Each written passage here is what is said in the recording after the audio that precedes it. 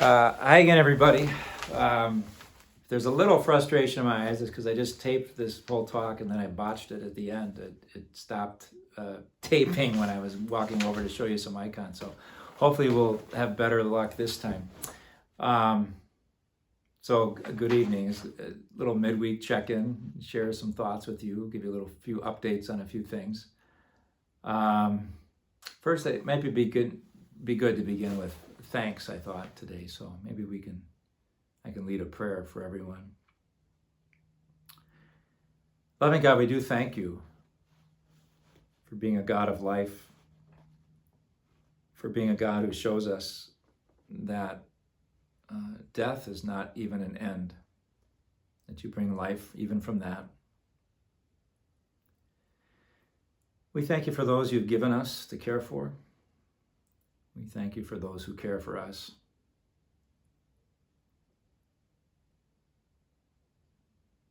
Keep our hearts, even in the midst of challenge and fear and frustrations, at their very ground, grateful hearts. So you've given us everything that we have. Let us never be separated from you. Amen. I also got some just everyday thanks. I had a kind of a banner week. People were generous with me with food. I don't mean to make anyone envious, but Jackie, thanks for the shrimp parmesan. That was good. Sharon, thanks for the watercress soup and the chicken curry. And Jim brought over a dozen eggs from his place, so that was very welcome. Been making French toast. I haven't made French toast in years, but it's been my kind of quarantine thing, so I need those eggs. And Anne brought over some sugar cookies, so thanks to all of you for that. Which is part of the reason why today I did a long bike ride. I went south of town toward Oliva area, longer than I usually go. I guess I was feeling the need to burn a few calories for obvious reasons. You know, I had an acquaintance in Jerusalem, and when things were heating up there and before it got really much to the US, I messaged him about how it was going, and he said, it's hard, we just stay home all the time, our shop is closed, he's a master ceramics maker, but I think more people are gonna die of loneliness and obesity than from the virus. That was an interesting comment. Yeah, and I don't know about you, but I'm sensing a lot of frustration in the world right now, in our country particularly. And I was at the post office this week, and we had a super long wait. There's only one person working, and it wasn't our friend Becky from the parish. And she was doing a great job. She was keeping a very positive attitude toward all of her customers who were, waiting a long time. But I heard a lot of complaints in the line, not about waiting at the post office. We all seemed to understand they were doing the best they could. It's about the strictures and the restrictions. I want to do this and I can't do this, and people really getting upset, kind of fed up. It's like, I can't take this restriction, this enforced distancing anymore. And you may be feeling that yourself. I don't know. I think we need to be patient. I'm not. I don't know. Someone said, maybe people say we're being too cautious. But if we're doing the right thing, and that's why our numbers are kind of staying manageable here, we'll never know if we're being too cautious or the numbers are low because we've been doing the right thing.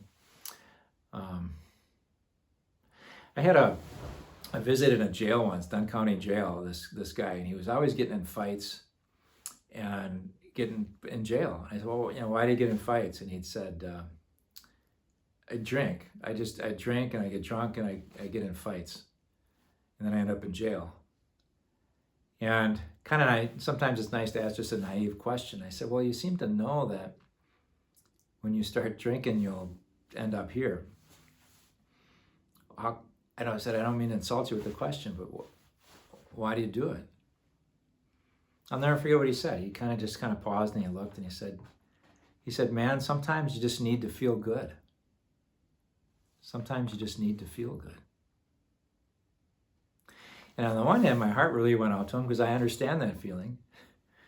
On the other hand, I thought, gosh, I know, but you're going to end up in jail so much. And I thought of that episode because of what's going on now. I think some people are just getting fed up. I just want to feel good. I just want to go to this gathering, or I want to do this, and it's not according to what we're supposed to be doing as far as distancing. But I'm just heck with it. I want to feel good. And well, that can be a dangerous attitude. It can get you in jail, and it might get us sick. So anyways, throw that out to you for your consideration. It's a hard times that we're in.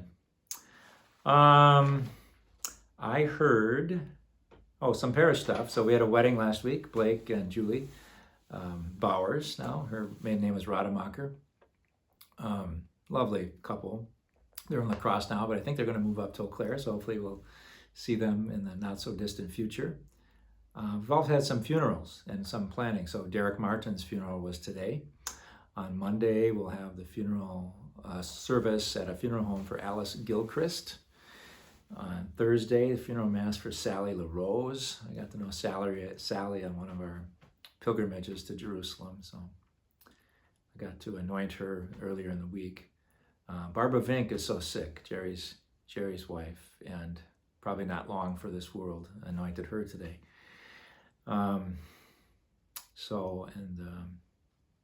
Just not virus related, but suffering goes on in many faces in many different ways.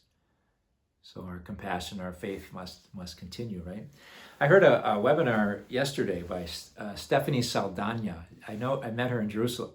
Jerusalem. She's the wife of our program director, who directed my sabbatical program. Anyway, just a lovely person, and her career is fascinating. She's a writer, a researcher. And her current project is to interview refugees. And so she's in the Middle East, and she will go to Iraq. She'll go outside Syria, where the Syrian refugees have fled, and interview them. And her questions are, what did you bring with you, and why? And it gets to the questions of what do they love, And so, our lives probably aren't as drastically upended as a refugee with no home and living in a forced camp, like millions of people are today. But in these times of upheaval, I thought some of her wisdom that she gained, I'll just share with you. She came to 5 conclusions. She said, this is the wisdom I gained. She said, never waste a beautiful thing. Never waste a beautiful thing. So for a refugee, maybe they're walking somewhere and they happen to see a flower or a dandelion or something.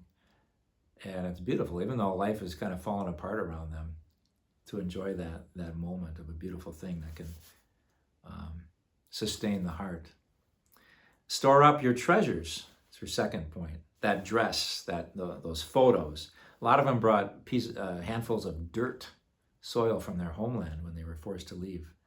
Anything that reminds them of their deepest selves and gives them the strength to go forward. Savor joy. We need to create now. We need to be creative, even in really dire circumstances. Her 4th piece of wisdom. Commit to those you love. Realize that we share a heart with them. We realize how much we belong to each other. And maybe that could be an outcome of these times that we're in, that my life isn't just me. My life is us. It's certainly a very Eucharistic, a very Christian idea. Many parts, one body, right? And her last point was to look into the broken world with hope. We live now. One thing that was inspiring to me today, I brought in the mail, and just a lot of people sending in checks to support St. James. And I appreciate that very much. At the same time that I understand a lot of people have lost jobs, a lot of savings have gone down with the market and all those things, financial challenges that are out there. I get it, and I get that everybody can't send in those checks, but just something to kind of sort it and put it in Ann Henriksen's box, where she'll sort through it on Monday and say, wow, these people, generous folks, thinking of the the church in these times. So I appreciate that. One had a note that said, I got my stimulus check and I want to share it. I don't need it all. So that gave me a good idea too. I think that I'll follow her advice. So anyway, I'm very touched when I saw basically the love in those envelopes. So it's the month of Mary. I want to conclude, and hopefully I can pick up this phone and not have it stop the video like it did last time. So Mother's Day is going to be Monday, and it's also the month of Mary, right? So I have a few icons. You might not be surprised, of Mary. And I'm going to pick up this phone very gingerly, and hopefully it's still on video mode. I think it is. Okay. Let me show you this one. It's probably the most famous, I think. It's the one I've seen the most in the it's called Our Lady of Vladimir, and it's just because they found it in a barn, can you believe it? Somewhere in Russia near the city of Vladimir. You can see Jesus' arm wrapped around Mary. Most of these, it's very rare that you see an icon just of Mary. She's generally holding Jesus.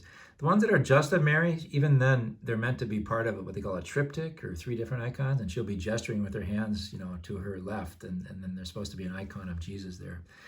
But you can see Jesus cheek to cheek, very tender, and you can see the sadness in Mary's eyes as well. She holds this in these times of suffering, like these times of pandemic. I think the bishops dedicated our country to the Immaculate Heart of Mary during these pandemic times. She's often drawn upon her strength in times of suffering, right? The next one, so I'm going to remove this one so I have more. The next one is Our Lady of Bethlehem. This is in the Church of the Nativity. Some icons, you buy a hand-written icon, and it costs hundreds of dollars at Canon. This was $1 on the streets of Bethlehem. So just paper tied to a kind of paperboard or something. But I just love this icon, and I talked to the Greek Orthodox priest there. I said, tell me about that icon. I go, I love it because she's smiling. I go, you never see Mary smiling. I mean, rarely. And he said, yeah, that's right. In Jerusalem, Mary is sad because Jerusalem is where Jesus dies. But in Bethlehem, she's happy because it's where Jesus was born. And so you see, that's the Bethlehem Virgin Mary. But I love it. I love that icon. It's a real highlight whenever I take a trip over there to see that icon in that church. This is just kind of a novelty. I'll say one thing about it. This is called Mary Hodegatria, is the basic, where she's gesturing. It's like she's showing us Jesus. So you remember, get Vladimir back here. She's not showing us Jesus, so she's kind of holding Jesus, and Jesus is clinging to her, with those all-knowing kind of mournful eyes. And here she's showing us Jesus. I never really liked that one as much. It doesn't have that tenderness to it, but they say icons aren't really supposed to evoke a lot of emotion. They're more to just draw us into the mystery. So she's showing us Jesus. She's like, he's the Son of God. He's the one you should look to for salvation. And those 2 blue circles up top are the abbreviations for Mary Theotokos, Mary Mother of God. And the ICXC above Christ is Greek for Jesus Christ. Do you notice something different about Mary? Any of you children out there might be the first to notice. So she has 3 hands. It's called the Our Lady of 3 Hands. And the story there that I read was that there's someone in Russia, basically a farmer, and he had a farming accident and he lost a hand. And I guess they ran to the doctor and tried to sew the hand back on, and it didn't look good. And so they prayed to the Virgin Mother, the Blessed Mother, that he might get his hand back. And lo and behold, everything worked out fine, and he got his hand back. And so then they wrote this icon. So it's basically 2 are her hands, and 1 is the hand of the man that she miraculously restored. So that's a nice little story to that. This one is pretty dear to me. This is on the wall that separates Palestinian territories from Israel, and on the Palestinian side, it's called Our Lady of Palestine. And you can see kind of the mournful eyes. There's a lot of suffering in the world. There's a lot of suffering behind the wall in Bethlehem in this case, but in all the occupied territories. And that's the wall, that red and white thing with little graffiti. You can't see the shadows of like children playing out in the background. It's like you can see the other children outside the wall playing, but you can't play yourself, you know? And yeah, so it's the message is that she weeps for her children, you know, and we pray for a better day where there's freedom and no walls. And we always sang the Salve Regina at the end of our, every Friday I would gather at the wall with different Christians and in Bethlehem, and we'd say the rosary, walk along the wall, and we'd end at a part of the wall that had this icon drawn on it, about 6 feet tall. And then we would sing the Salve Regina, which I'll do in just a minute. But I want to close with this one. So this one is special to me because my mother gave me this. And she still lives, God willing. She'll be 90 in July. But it's nice to get an icon of Mary from your mom. You might consider that if your mom gifting your children. She knew I liked icons, and she and my father went to Greece on a real exotic trip 20 years ago or so, and more like 30 years ago. And, you know, you just see the love of a mother and son there. So it's a precious gift to get from your mom, right? So I think I'm going to try to get this. We'll maybe sing this song to this one, this chant. I'll try to make it so it's not reflective. And I'll put both of them in there. You can focus on what you want. And I'll chant it. So this is Latin. I know the Latin chant. I don't really know the English chant, but I think hopefully the music you'll find interesting. It's about turning, you know, Hail, Holy Queen, Mother of Mercy. You are our life, our sweetness, our hope. To thee do we cry. You know, life is hard here, and we cry to you. We pray for your consolation. Help us, show us Jesus. Oh, gentle, loving, sweet Virgin Mary. So here's how the chant goes. Salve Regina, Mater misericordiae, vita dulcedo, et spes nostra salve. A te clamamus, exules filii Eve, ad te suspiramus, gementes et flentes, in hac lacrimarum vale.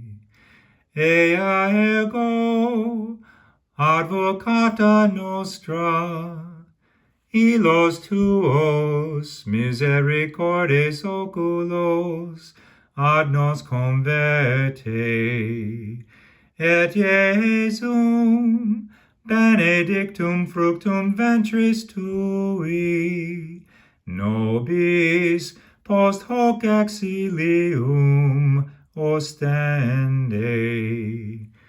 O clemens, O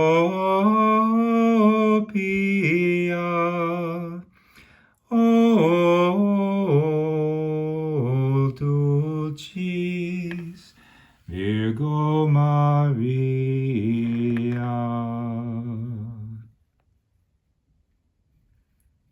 God bless you.